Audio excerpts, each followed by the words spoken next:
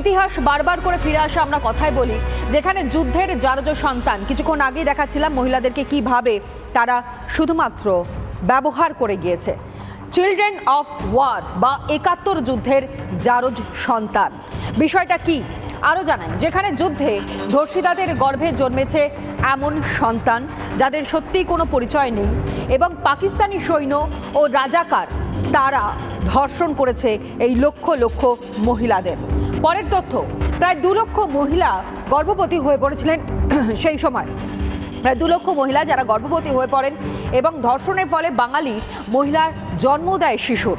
কিন্তু পরিষ্কার একটা বিষয়, এই বাঙালি মহিলারা যে শিশুর জন্ম দিচ্ছে তার পরিচয়টা তাহলে কি হবে?